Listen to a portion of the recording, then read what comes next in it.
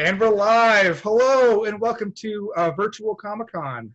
We're here for an exciting panel, Professional Storytelling and RPGs in 2020. I'm joined by a fantastic group of panelists who all tell stories and do all wonderful things on stream, which we're going to hear all about. I'm Ross Thompson. I'm a marketing manager at the Op, and I'll be your moderator for today. We'll pass it around. B-Dave? B. Dave Walters. I say words about things. You can find me 7 days a week somewhere doing something where people will let me on camera at B. Dave Walters on YouTube and all the other socials. Thank you. Malika? Hi, my name is Malika Lim Eubank. I am the CEO of HyperRPG. We're a full production studio, mostly doing stuff on Twitch, Monday through Friday, sometimes even Saturday and Sunday. Ash? Hi, I'm Ash Minnick. I'm usually in the background of things, either producing or directing or doing some sort of thing. I am the event producer for D&D in a Castle. I've been privileged enough to work with all three of these panelists and yourself, Ross, on various projects in the gaming and nerd community, both on camera and off. And yeah, you can find me on the internets at moonclad_Ash. Thank you. And Ivan? I am Ivan Van Norman. I, like Ash, am a bit of a day walker when it comes to both being an on-camera and off-camera personality. I'm one of the owners of Hunters Entertainment, which is an RPG publishing company that makes both original content and licensed RPGs. And on occasion, someone throws me in front of a camera to be spooky or just make storytelling content that people can consume on the internet. On occasion. Like Inflict emotional trauma. Hours. Yeah, it's true. Inflict emotional trauma. Also, I can verify in normal circumstances, the flames behind me, Ash would be running in with the fire extinguisher. Right. That. Yeah. Mm-hmm. COVID is preventing it. That's true. You have to put out your own fires, B-Day. Hang on. Wait. Here's a dramatic simulation now of the Ash effect. There you go. Now it's better. That's better. Yeah. There you go. Much better. That's excellent. Excellent. We're gonna have fun. I'm excited. Okay, so on COVID, we aren't able to go to shows. We aren't able to hang out in person. We aren't able to go to the studios. We aren't able to do any of these things. But a lot of things have picked up. As we were talking earlier before the stream, or before the recording, a lot of studios and channels and brands are all trying to do more on Twitch, more on YouTube, more on TikTok, and tell more stories. How has that been affecting what you guys do? Is that please let us know. Human ingenuity, man. Humans and business, they have a way of pivoting when necessary. It is definitely a just or die kind of situation across the board. I mean, I know that Malika, for you, for example, like you just don't have people in your studio anymore and even having the opportunity, but you're still running shows all of the time. So. Yeah, I'm in the very fortunate situation in that I live in the top 2 floors of my unit, and then the bottom 2 floors are my studio. And I'm actually, I live in a live-work zoned place. So I'm able to continue making content. And because of COVID-19 and the quarantine, my community is at home looking for more. So in the first few weeks after the quarantine was kind of announced in the city of Los Angeles, where I'm based out of, we even doubled the amount of hours we are live. And additionally, other brands have been hitting me up like crazy, wanting to collaborate, or what is Twitch? How do? Yeah. I did have a question. Did you do as much cooking on stream before COVID as you do now? Because I feel like every time I tune in, you are cooking something new. I saw the other day you were making tiny French toasts. Yes.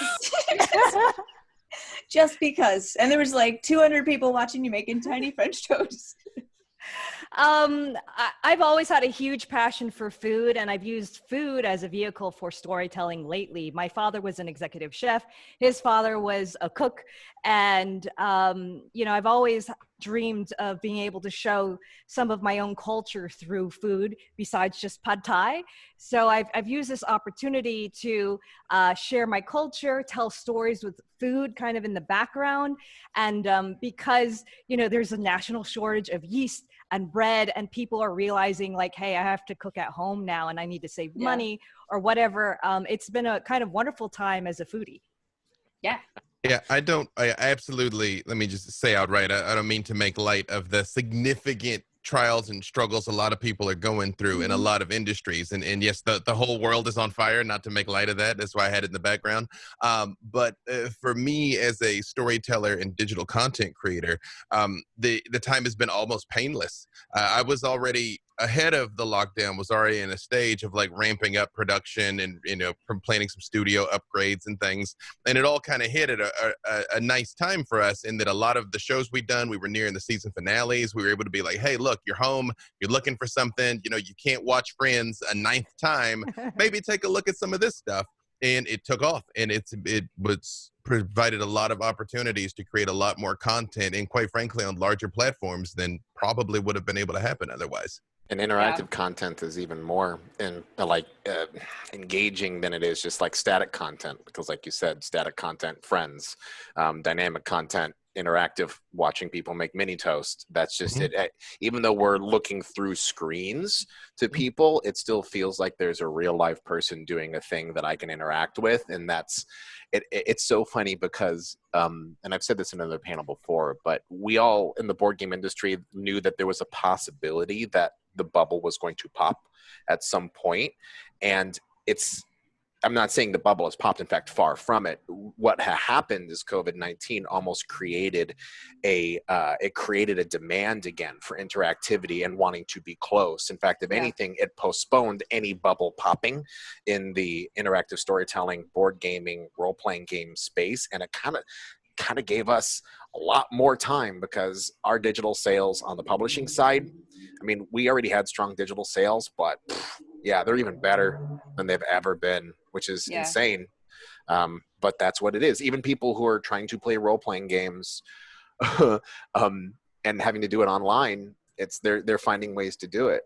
Poor Amber and Trivia over at Roll20. It's just feels so hard right now. My Patreon numbers have tripled for people wanting to play on Discord and have a community, play the live games. It's just it's been a just great way to stay together while we're apart. Yeah, I feel like it is a real double-edged sword, because there's also, for me, it's a lot more emotionally exhausting because it's staring at a screen, and also I'm an extrovert, so I get energy from being with people.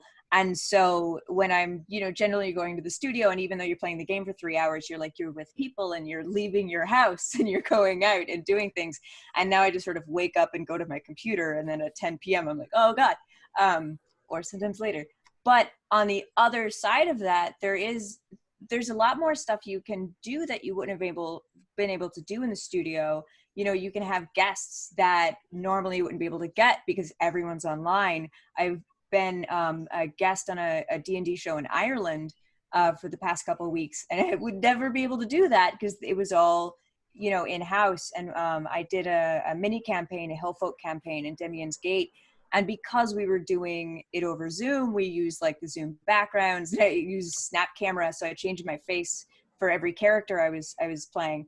And we just sort of really took advantage of the technology, and we had guests from out of country, and so we were able to do really fun things that we couldn't have done if we had done the show as we originally planned, which was in studio.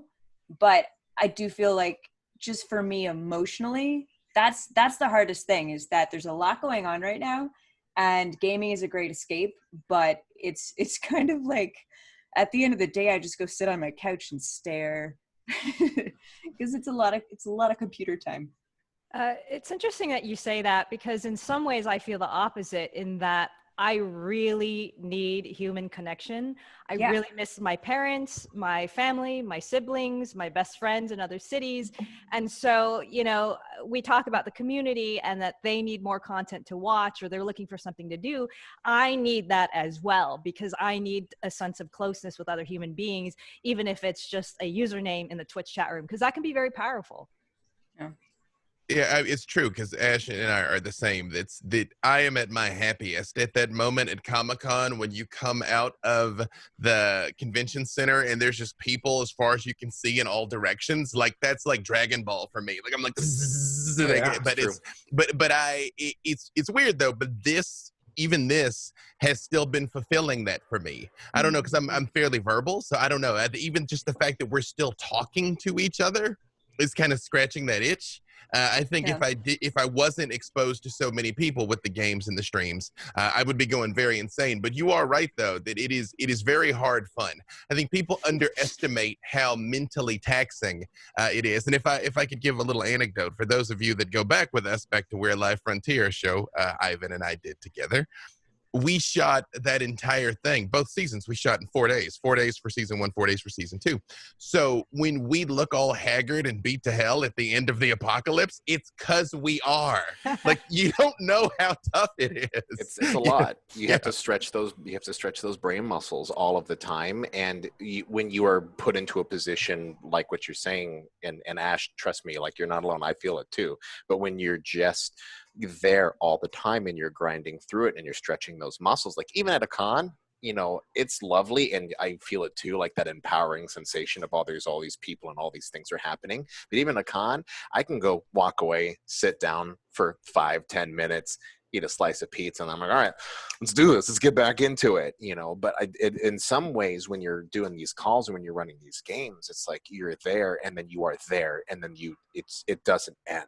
And for me, that's mostly been on the infrastructure back end of just trying to make sure that the machine of production is working. Because I mean, Hunters went from having 2 partners and a bunch of volunteer workers that were on contracts, and is now up to, like, you know, a bunch of employees overnight, and I didn't even realize it. And now we're just like, oh God, there's there's a whole summer of production of things that need to get done. You make it sound like you just showed up and there was all these people in your house working. It's true though. Like, literally, it's just like, I feel like we went from, oh, you know, okay, we're getting stuff done, and then a Kickstarter happened, and I was like, oh shit, well, we got to get everything done. Well, right in the last couple of weeks, you've gone from having a Kickstarter live, and then also you're going to be, like, you launched a whole Twitch channel, right? Yeah, no, Renegade Con, and right? that's the part too. I mean, Renegade Virtual Con was such an example, and we kind of knew it too. We were like, okay, we're going to run these games for Renegade Virtual Con, and just for the context, and this is why it's interesting too, because we were, you know, how we were saying a little bit of like, oh, well, I wish we had started our Twitch channel. I wish we had done this before all the COVID happened. It's like, well, yes and no, because we just started our Twitch channel in the midst of all of this after doing 6 games with great people, many of which who are actually here, who got to play, you know. And then what happened is we were like, okay, well, that was really fun and engaging.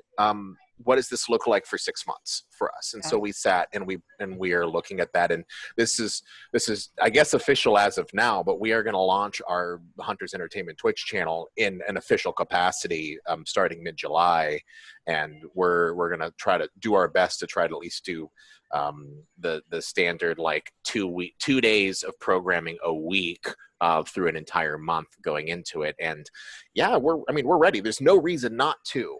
In fact, going forward in the next 6 months, our Twitch channel, Twitch is not going to become less relevant in the next 6 months. You know what I mean? Yeah.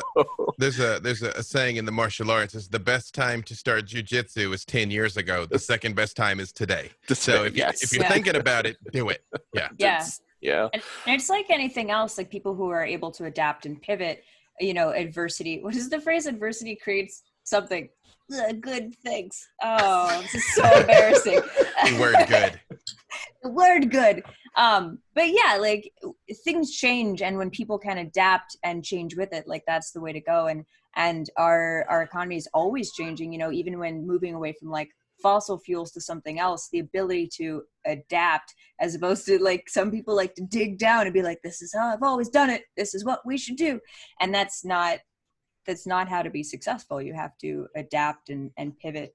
And, especially in business, you can't just, I mean, there at some point, rinse and repeat doesn't work anymore. I think we said that even before we went live. And if you get too buried into your ways, you go the ways of Macy.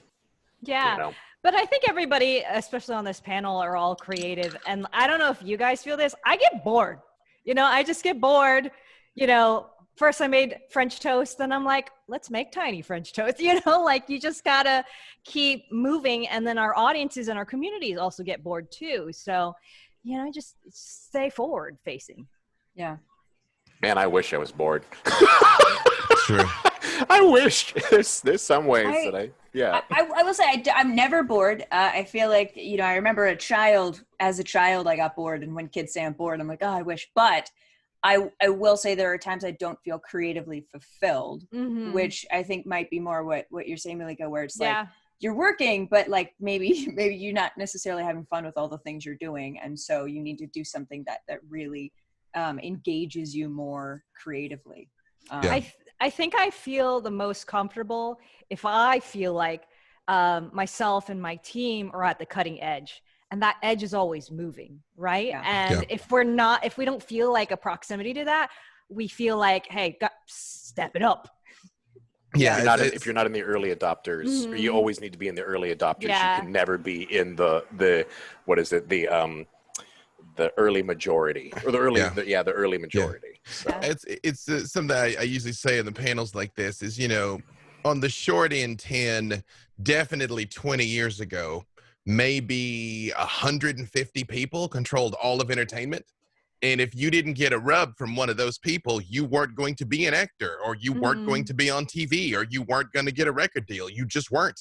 That's not true anymore. But then Al Gore invented the internet. Well, yes. Thank you for your service, Al Gore. Yes. But now you no longer need permission to create what you create. But the challenge now is to be heard above the noise. And to Malika's point, that's the thing. You have to be pushing the envelope. And by pushing the envelope, that doesn't necessarily mean you have to have like some huge elaborate camera setup or visual effects. Just do something that people are going to tune in to see you doing.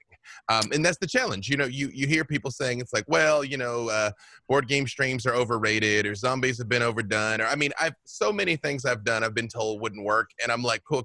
Hang on. I'm just going to go do it. And I'll be back. And then it's like, oh, wow, that worked well. And I'm like, there is an old adage of business is that if someone's already doing something, your choice is to either find something that no one's doing, or find that thing that everyone's doing and do it better. Yeah.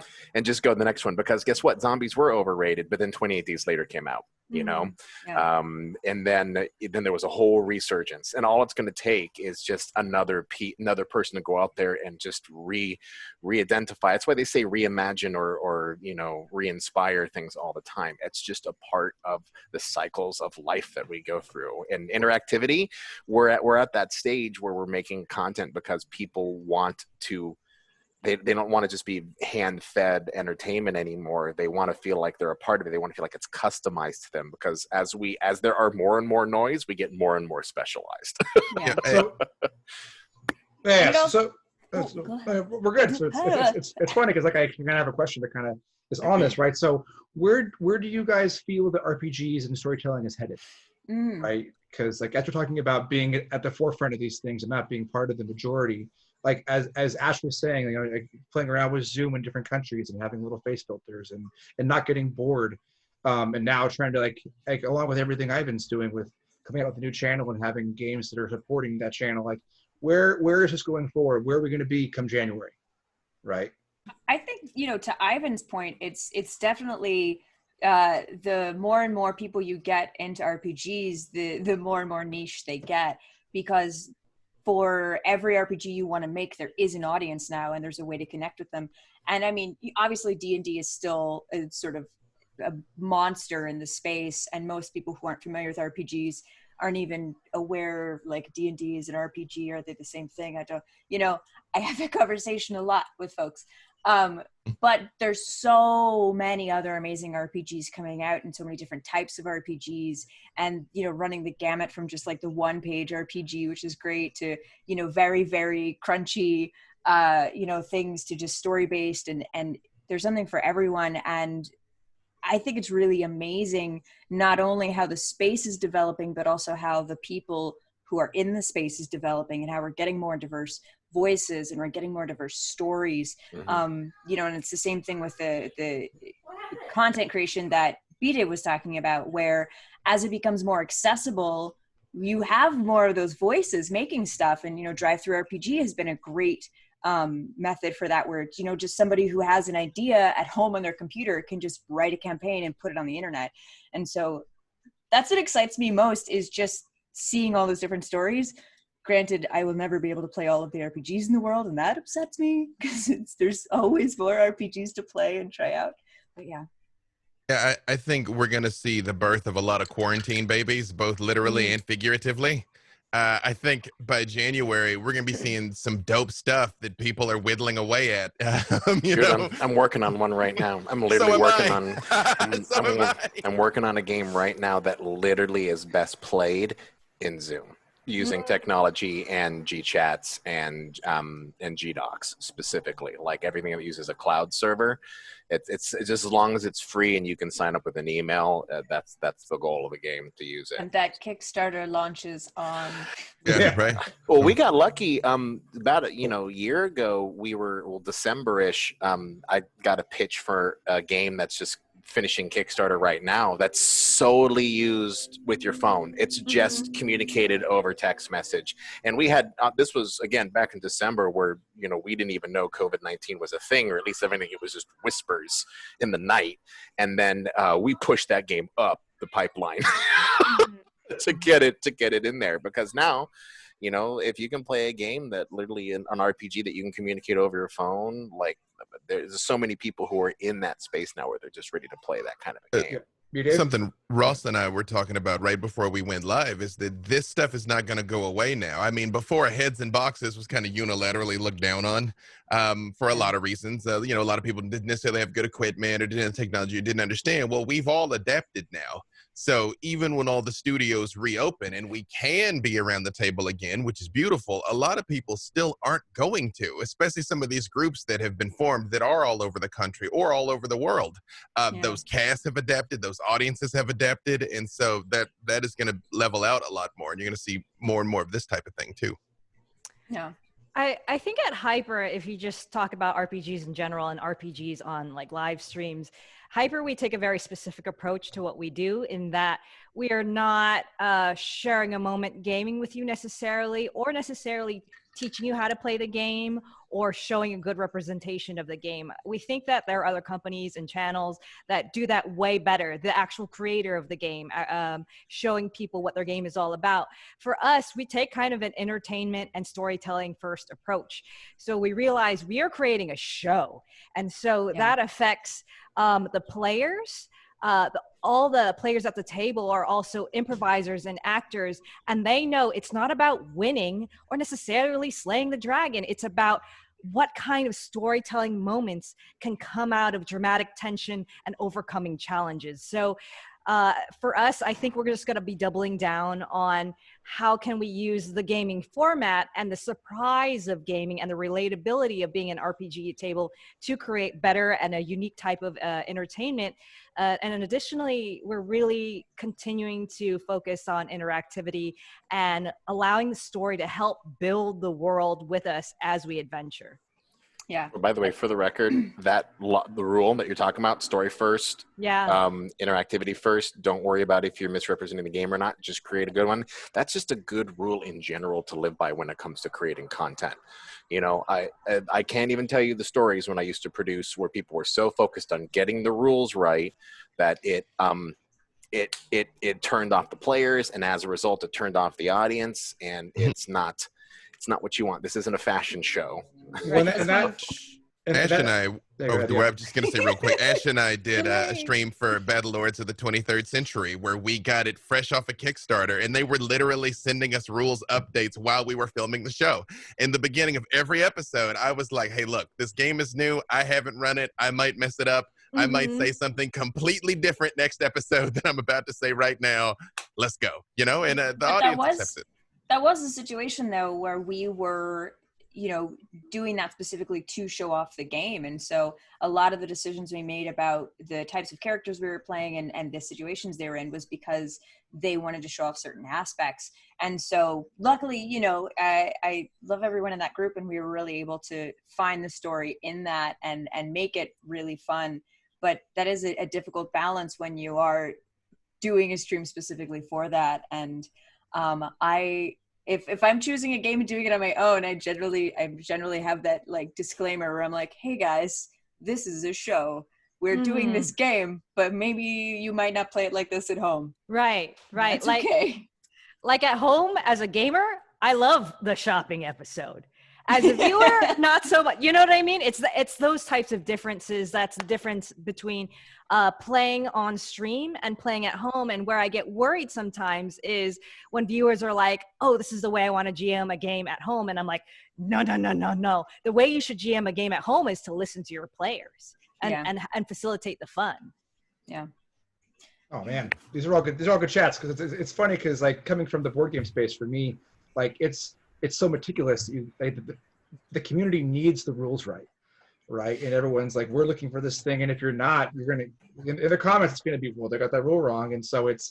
Oh, they have that in the RPG space. Oh, I'm certain, right? Yeah, so we just don't care, yeah.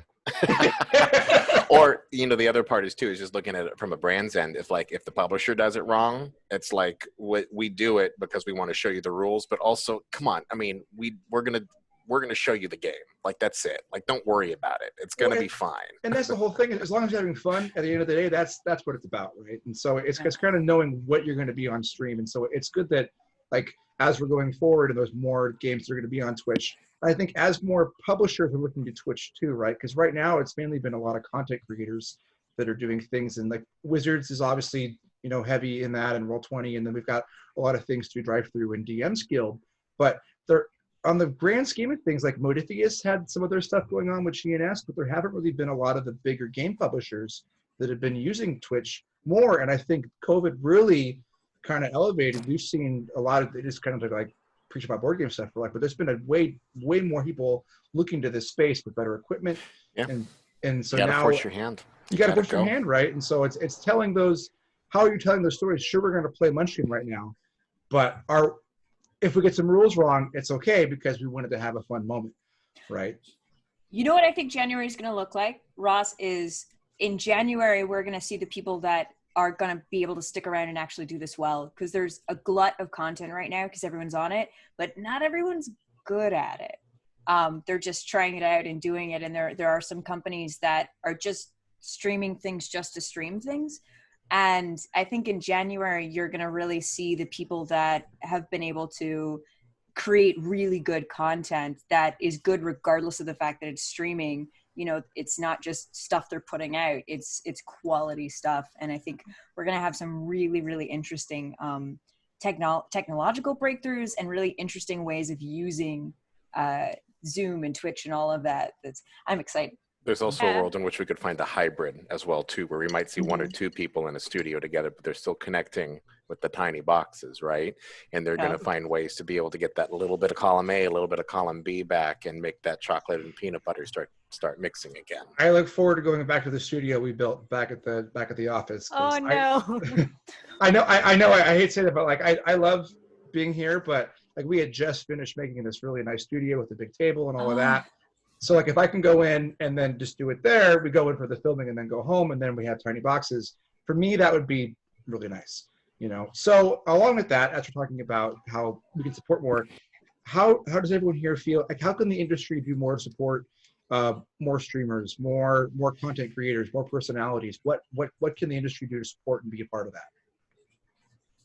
Man, I have to tell you, at least on the publishing side, I know that a lot of us, all of us here, had a history with working with brands that were not specifically content creators. Like back in the days when we were all involved with GNS, that was a brand that elevated personalities in order to try to just hit a general like pop culture circuit, right? And then other brands bought into that in order to take advantage of those numbers. That's just what advertising is, right? That's just the basis of it.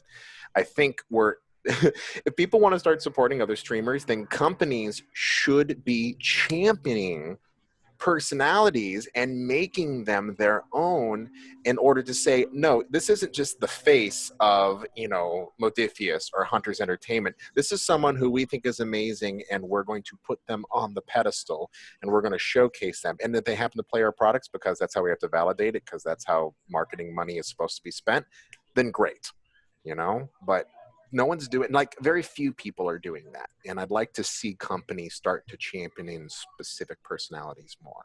Yeah, and I also think, yeah, a lot of companies, you don't always have a huge marketing budget, but look at streams like a marketing expense. If you can toss creators a couple of dollars, do, 500 or $1,000 might make a huge difference in somebody's life and their ability to elevate you. Or if you're sending out products and things to people, which is always good, also send me anything. I am a swag whore. At B. Dave Walters, my socials are open, but Children, B. Dave, children. it's kids learn, ask for what you want. But really though, realize it is a business and treat those creators like it's a business, even if they don't know. Because a lot of times they are starry-eyed and new and just so happy that somebody that made their favorite game is even talking to them, but still try and treat them with respect and like it's a business, and pay them if you can. If you can't, give them something of equal value, access, signal boosting, those type of things, because that's how you grow a brand, just like what I've been saying. Consistency is also key. Sorry, go ahead, Malika. No worries. I think from the industry side, it's interesting that you said marketing budgets.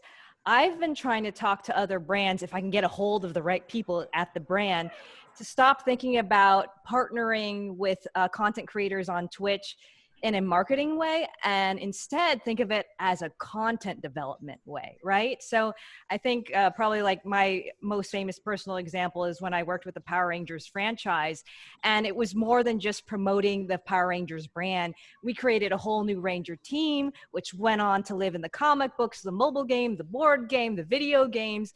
And so I think if that level of respect is brought to content creators who are living on the internet, on YouTube and Twitch, I think that is a way to see all of this flourish. Because what is cool about content creators who are living on Twitch and YouTube is they're creating it with the community, with the audience, with the fans, which is really amazing. And then I would say on the fan and enthusiast side is to just, if you really love gaming and tabletop RPGs and role playing, to spread that love with everybody that you love.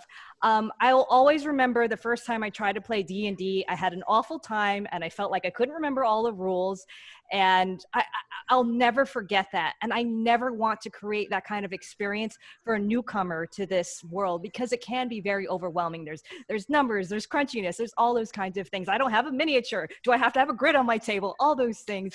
And I think as a fan, if you can just be like, yo, if you want to make up stories and roll some dice to, because some things are up to chance. Like, I wish somebody had told that to me when I was in college and trying to get into all this stuff.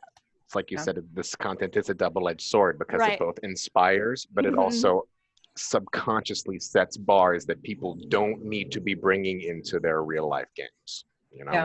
Yeah, for sure. I come at it from kind of a different position, because the majority of what I do is producing and behind the scenes, and I'm trying to create work for DMs and stuff. And I come from a television and film background as well. And talent, on-camera talent is always undervalued, like across the board. In every medium that has an on-camera talent is undervalued, because there's this idea, it's a couple of things. It's like this idea of like, you just go to Hollywood and are discovered in a mall and then become rich. And it's a fantasy. That's not how it works. It's a very difficult job and people work very hard. And there's also the idea that people will work for exposure, but you can die of exposure. So it's not a good thing to work for. And it is a real job, and it takes a lot of work and a lot of hours. And even if you're just, streaming for 3 hours, you have the 7 hours you spent preparing, or the weeks you spent like building up to it. And so with D&D in a Castle, we try really hard to elevate the DMs to it's a profession. It's a job that should be taken seriously. And so we try to like broadcast that. And we're also working on a project right now, actually, that is more digital. It hasn't been fully announced yet, where we want to kind of work as like almost like a record label for DMs, because everyone in the space, for the most part, is working for themselves, and they do all their own marketing, they do all their own work, they do all their own like performance, they sometimes do their own tech and writing and content creation, and it's a lot. And it's like, you can't take a break, because if you take a break, you lose your audience. And so we want to try to create a platform where we're doing the marketing and the work, and the DMs can just do their jobs. where the streamers, can just do their jobs and like focus on the game. Creatives need that, dude. Creatives, they need that infrastructure and that back end, because it's a huge part of what the hobby industry is too, right? Like the hobby industry, you're doing it for fun, you're doing it because you enjoy it, and you're doing it because you're creative. But then the companies who have managed to make it into a sustainable income are the ones who can also find ways to turn it into a business, create conversation around it. Like Malika, you're right. Like the whole idea of like, there is standard, okay, market your stuff, and then there's next level, which is integrate your content and create a vertical, right? I won't get into the crunchiness of like ownership and some of the other things that get involved in those kind of discussions, because that's real advanced stuff. Just do a buyout. Just do a buyout. Good thing none of that's ever happened to any of us, though. Like that. We all just took willpower damage, all of us. You saw it happen. Yeah, no, it's literally like level drain is what it is. So. If you refer to page 3 of your contract, we own everything you say for the next 2 years. True. So there's that. So there's just glory in the discovery as well. So. Cool. Well, okay. So next question. We're just gonna go down questions, right? It's all good. It's just funny stuff. So, what do you guys do to prepare for a show or for a stream? It's a very vague and open question. I can take, because this is I live this. Let me see. I'm currently storytelling. I do 6 to 10 Patreon games a week, and I DM 3 streams currently, I think. I don't know. You It's a sleep blur. to prep because that's all you have time for? What is this sleep you speak of? And I will say, for me, the main difference in how much prep I do is whether or not I know I have an episodes constraint. Like if I know I've got 3 episodes or 6 or 8 or 10, I will prepare the whole global overlap. And I only prepare, even in any given session, only the first half of the session, because both the dice and the players will betray and surprise and stymie you. So I have a general idea that I'm like, they're going to end up, getting on the boat to head to the ocean, or roughly they're going to be heading towards the mountains, or roughly. But I'll have the introductory bit very well laid out, because that's starting is the hardest part. And then just sort of go with it, and yes, and just for any content creators out there that are watching this, just do your best to never say no, even if they try and do something that is flatly impossible or just won't work. In the spirit of trying to yes and them, be like, well, maybe not that, but you could try this, or That's what I was roll gonna say. this, or If you can't give them a yes and, at least give them a no but, and find some way to kind of pivot into it. Bringing it back to Real Life Frontier, just because you're remembering that, one of my favorite moments was going over the producers and being like, okay, well, here's how the episode breakdown is for episodes 1 through 6. And then literally episodes 7, 8, 9, and 10 were just question marks. It's just, and we had boards built because maybe we could use them, maybe question mark. But again, shooting over the course of 4 days, we would not have time to build out anything prior to that. So we're just gonna, I like to call it's the banana style of storyline, where you have a beginning and you have an end. And then at some point, the banana will just move around, and you just got to find that sweet center in between. And I would just say one more thing. I don't want to gobble up all the oxygen here, but last season of Dungeons & Dragons: A Dark and Wish, I had intended there to be 3 3-episode arcs and kind of a epilogue episode. And by the time we got into the second arc, it was so interesting and gripping. We just stayed there, and what I thought was going to take 3 episodes took 7. But the audience didn't know that was the plan. They just knew something interesting was happening. So I was like, well, I guess the plan has changed now. Like, this is what we're doing. Yeah. So I'm married to a gentleman who is a professional improviser who focuses on narrative improv and can just make up a full-length play on the spot. And he also DMs. I'm not that. I'm a producer. So I tend to over-prepare in everything I do. But it's you can't, when you're doing role-playing games, because so much is based on the players and where the story goes. And again, with Endymion's Gate, it's a hill folk system where the players get to call scenes as well. So the players are DMing with you, basically, or GMing with you. And so it was very difficult to prepare for that in the same way, because they are also building the world and we're building it together. Luckily, I also come from a background, maybe not luckily, but just happens, I come from a background of reality producing, in which it's very, very similar. And so all you can do is prepare for everything. So I spend a lot of time being like, well, this could go wrong, or this could go wrong, and this is what I'll do. And I just, the biggest thing I do to prepare is calm down, I think. But because how many times have we had this interaction, Ash, where you're like, what are you going to do about this? I'm like, yeah, and you're like, no, tell me. And I'm like, I think for me, it's like three things: writer stuff, game designer stuff, and actor stuff. So writer stuff is the research, it's the writing, it's the outlines, it's the note cards, it's printing out pictures and making references so that I can show my players at the table. The world building. Yeah, the world building. So it's like, that's the writer stuff. And then the game designer stuff is like, I talk to my players. I want to get a sense of what their player experience, their user experience is going to be when they're in this adventure. And, you know, what kind of emotional journey am I going to create for them?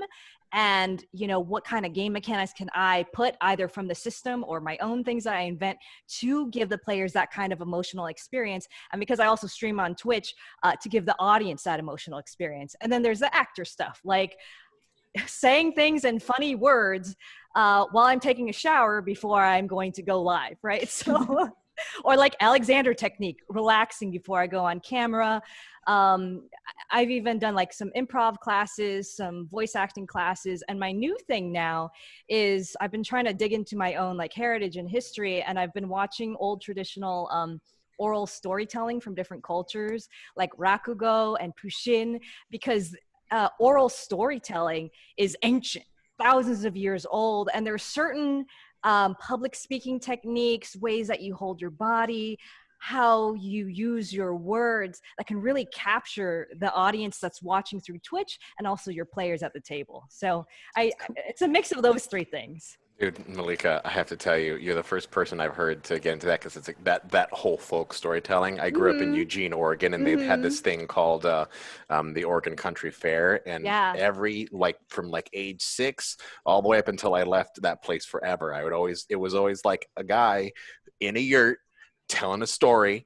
And it's like 20 or 25 people, and there was nothing else. He wasn't trying to do a play. He was just there in a chair telling a story. And those are like, I always remember those because they were so good. And they just told the silliest little fairy tales, little 5-minute stories, and they were always so sincere and so beautiful.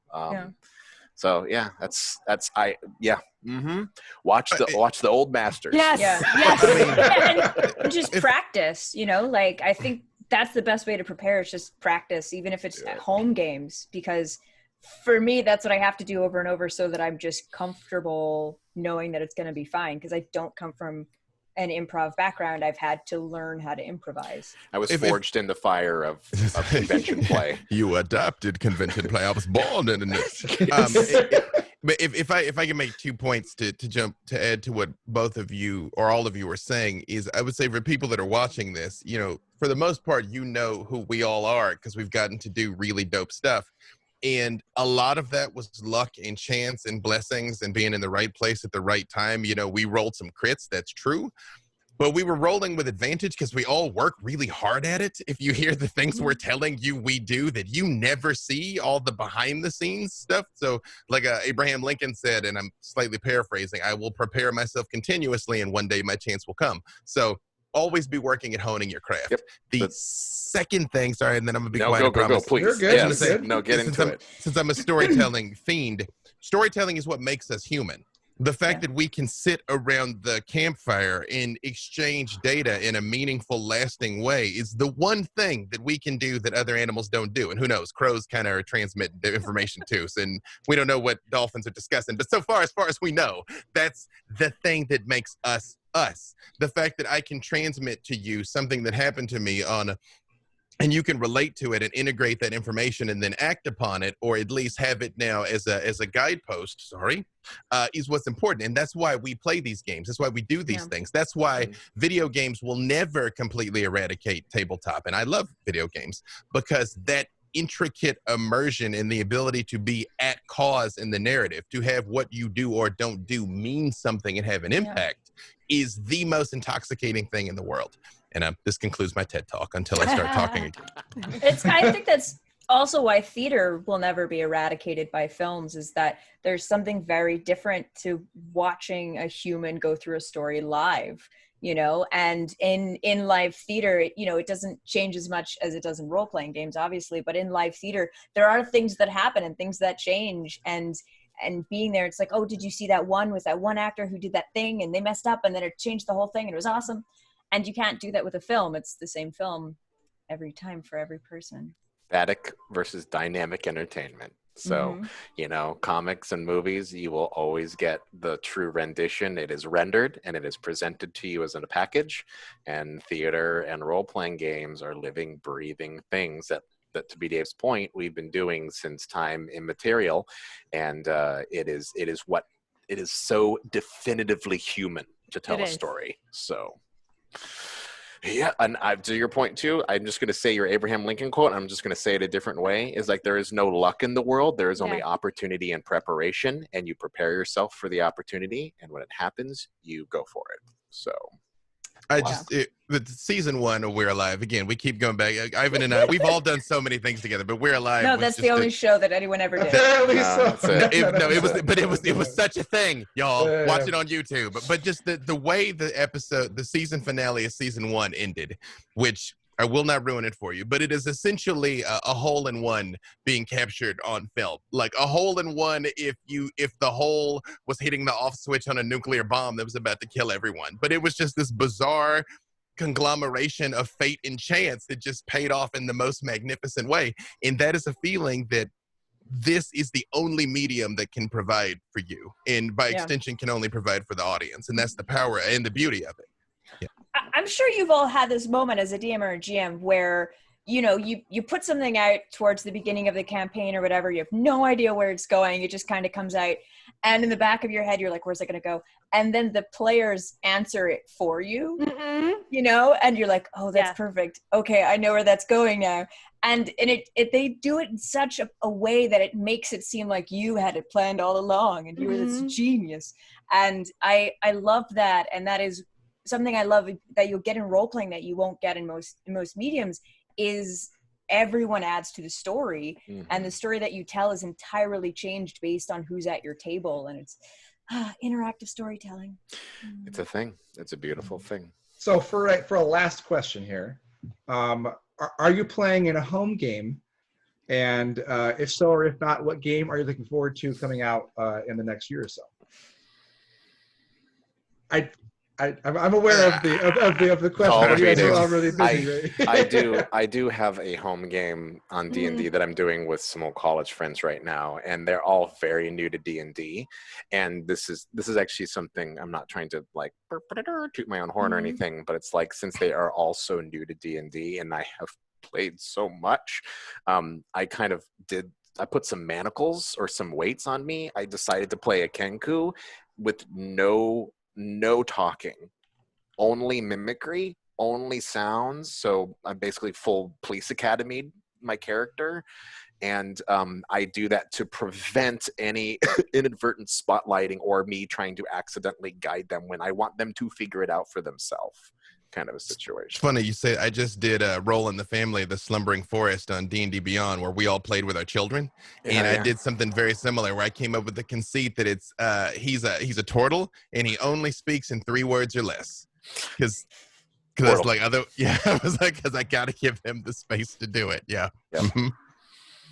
We're playing a Dungeon World campaign, which is very fun because it's gonzo. And for my home games, I just really like gonzo things where you can just go off the rails, and it's very sandboxy and be all of the sort of like jerk characters you always want to be but can't be on stream because you have to, to follow a story.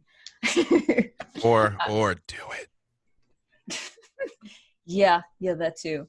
I'm really looking forward to this new RPG coming out. I believe it's called Where's Alice? Is that Alice is Missing. Alice is Missing? Dang it! I always mix those up. Yep. No, it's Alice coming. is Missing. It's, I'm glad you're here to correct me. It's okay. Yeah, Spencer Stark's new game where Yeah. you literally play it over text messaging, and the conceit is that there has to be a cloud in which people pull from the cards, but it's a 90-minute timer. Again, one of the reasons I'm just so proud of Spencer. I'm like, thank you for making a game that has a 90-minute parameter, because sometimes that's just what people want. They're like, I don't have 3 hours, I have 90 minutes.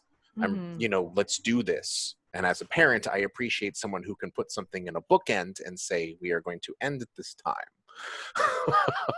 and make it work. But yeah, it broke our biggest milestone for backers. It is officially our most backed project right now, which is crazy. And check it out. AliceIsMissingRPG.com. I wanted to give Malika a chance to say something before I gibber more. Sorry. Oh, no, I'm also like really hyped about Alice is Missing. I was going to say, I think it's really innovative and I'm excited to see really creative stuff like that. And then also, it's not live anymore, but there was the bundle for racial justice and equality on itch.io. And there was a lot of video games on there, but there was also a lot of very indie RPGs, many of which that are very, very gay. And I'm like so excited about that. And I'm looking to showed up last week, right? So yeah. it's like Visigoths and Molgoths. I was just reading that literally Such a reading that 2 days ago. Mhm. Wait, Ross, could you say what that is? Because it was a little glary. I That's didn't what get I'm to see. Visigoths versus Molgoths. Mhm. It's basically you play in a mall, but you are also playing with like historical royalty. Basically, it is amazing. phenomenal. it's a great read. I've enjoyed it very much. So I'm very excited to dig into those. And then this isn't quite an RPG, but we made one. Like 2 weeks ago, Hyper just started, and this is my concept, and it was like a half joke, but half serious, but more serious, where we started playing Monopoly and leaning into we have to broadcast with only like my family and the people who live here, and putting a story around Monopoly. Like, will love be found in jail? Will a natural disaster destroy all your real estate investments? And adding kind of interactivity with Twitch as well. So it's kind of like you can add more story to RPGs, but maybe add additional storytelling to games that aren't even considered narratively focused is another where we're exploring right now. AKA my entire childhood. Yes, that's why it's so relatable. No, that is a fantastic idea. I did just want to say, when you asked about home games, and you see my very kind of dismissive thing, and I say that because it's just too easy to turn on the camera, and I just love streaming and so I'm like, no, let's do it. But I will say home games are vital, especially once we can come together again, because there's things about home games are just as much social connection as they are the game. Talking about work, talking about Netflix, your boyfriend, girlfriend, or whatever, and you just ranting and venting and bonding, because streaming carves all of that out. Like, there's no fat on a stream. You just get down to it. So it is still an important thing to experience. And I inject a lot of that into my Patreon games. I do intentionally spend about the first 15-ish minutes just, hey, how's everybody doing? What's up? Oh, it's hot there. Yeah, wow, that's cool. And then we sort of get into it to kind of scratch that itch. But in terms of just sitting around a table, just playing for the sake of playing, man, I don't even know where I could begin to find time for that. But maybe with some halcyon future off in the distance. Maybe after we wrap on Werewolf, Ivan. You'll get your chips and dip game in one day. No, because as soon as you're done working on Werewolf, then we're going to be having to play that beta all the time. Oh, how dare I! If you're gonna violate my civil rights with more gaming, I guess I'll do it. I guess I will. So funny. Oh, by the way, B-Dave, you're fired. So new. I would never do that to you. Well, this won't go live until July, so you still got a month. You're good. That's true. He's like, ha ha ha. I was joking. Actually, I was not joking. Yeah, right. You guys just got really awkward for everyone. No. Yeah. No, he's just trying to increase my rage so that I'll be better at it. That's all. That's what it is. How you can't fight for Gaia unless you've got the rage building inside of you. So It's true. It's true. So yeah. Ash, what's that? I have a question for Yeah, go for it. everyone. So at B-Dave, when we have streamed in the past in person, this is always a constant joke. Is like, hello, I'm not wearing pants. Because you're at the table. So, but we're all at home now. So who's wearing pants? Like maybe not now, but has your bottoms changed? This is a pants optional operation. Always a pants optional operation. Dude, I wear boxer briefs to my stream calls all the time. In fact, I actually on my Instagram, I love that photo. Okay, you know which one I'm talking about. Yeah. My favorite one is when I actually did a full blown Zoom call in full tux, like Oh yeah, I saw that picture. Business on the top and casual on the bottom. Because I was It's like the mullet of outfits. But you mean I did that as a joke, but that's legitimately what I did. I was like, I'm gonna go for it, but I'm still not gonna wear pants. So yeah, because why? I have been schlepping around in like skirts and stuff. I don't know if I can show. Oh, no. No. Sarongs. There we are. Skirts Yeah. are so Skirts and sarongs. Mhm. It's, why not? Yeah. I'm is. like, as your resident like Thai friend, hello. I've been just wearing more of those at home. It's comfortable. Yeah. I did have an experience where I unwittingly stripped in front of my patrons on Discord twice. Twice that happened. We were in a group chat, and on Discord, I had it to speaker focus. I was not aware there was a grid option. So I muted my mic. I'm like, no one can hear me. Cool. Woof. And I hear through my headphones like voices, and I'm like, what? And they're like, we can see you. And I'm like, oh, okay. So then I take my webcam and I put it behind my computer. This is the one time, inexplicably, Discord was not using my Logitech. It was using the webcam cam. So I'm like, oh, okay, cool, no problem. And proceed to continue stripping. There's a button, B-Dave, there's a button. And then more like voluminous cries out of the headphones. And I'm like, surely not. Surely I. Oh, okay. Right. Okay. All right. Okay. So I literally put my computer in airplane mode because I was like, make it stop doing things. And just, it was I have to say, I did do a panel one time, and it was for the Renegade Virtual Con, and we were recording it like we're recording this one. And as soon as the moderator finished recording, and I didn't have the screen on, I had my regular world behind me. It's like, okay, thank you all for talking. It was great. Hope you all have a great time. 1,000, 2, 1,000, 3, 1,000. My sliding door right behind me opens, and a naked phoenix who just got out of the bathtub is just like, Daddy, are you done? And it's just there for the whole world to see. Thankfully, again, not live. So that was good. But everyone who's on the Zoom call got a good giggle out of my naked 4-year-old. And on that note, this is when the proctor would come in and be like, 5 minutes left, 5 minutes left. So, that's why we got the virtual background now. It's a Phoenix deterrent. So if we could all go around, share where we could find you, what you're working on, what we got going on, make it happen. Ivan, kick us out. Sure. You can go check out my publishing company, Hunters Entertainment, over at huntersentertainment.com. Just recently finished up the Altered Carbon RPG, which is what this background is from. We had an awesome live play session on HyperRPG. You can go check that out online. And we just finished up our little indie RPG, Alice is Missing, which should definitely be done and off to the printers by the time this all goes and airs. But you can check out both of those. Those are coming in the fall, potentially in the winter, depending on how the votes go. Just type my name on YouTube, I guess. There's stuff there. Inflicting emotional trauma. Yeah. It's a thing. Ash? Yeah, hi, I'm Ash. Hey, I again produce D&D in a Castle. You can check out our website, dndinacastle.com. Deposits for next year's events, because it's not happening in 2020, are available. A portion of all profits go to the ACLU. Also just recently finished a mini Hillfolk campaign that I'm very proud of, with an amazing cast. There's Abria Iyengar, Xander Jeanneret, Becca Scott, Alejandro Cejudo, and Luis Carrazzo. They're all so good. Anyway, it's called Endemion's Gate. You can check that out on the Good Time Society YouTube. Yeah, that's me. Malika? Hi, my name is Malika Lim Eubank, CEO at HyperRPG. You can go to hyperrpg.com for all our links. Please follow us. And at the time of this video coming out, we will be having some very exciting San Diego Comic-Con announcements that I can't say right now. Exclusives. Beat it?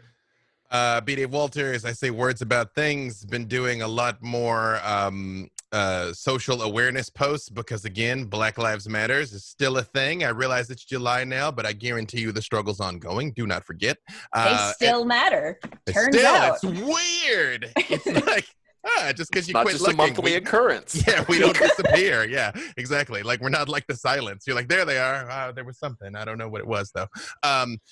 B. Dave Walters, all the socials. I'm doing a lot of Vampire, a lot of D&D. Might be doing a lot of other things that might have been announced by the time you see it. Also, just had a Kickstarter fund for Electropunk Children of the Future. By the time you see this, we should be hooked up with CrowdOx. Thank you, Ivan. Where you can go and get a copy if you haven't yet. And just keep supporting people, keep lifting people up. And more than anything, if you are thinking about becoming a content creator, streaming, making games, doing things, do it. Do it, do it, do it, do it, do it, do it. Awesome. Great. And with that, we're going to wrap up. So everybody, thank you so much for watching and joining us, and follow it online and play some games.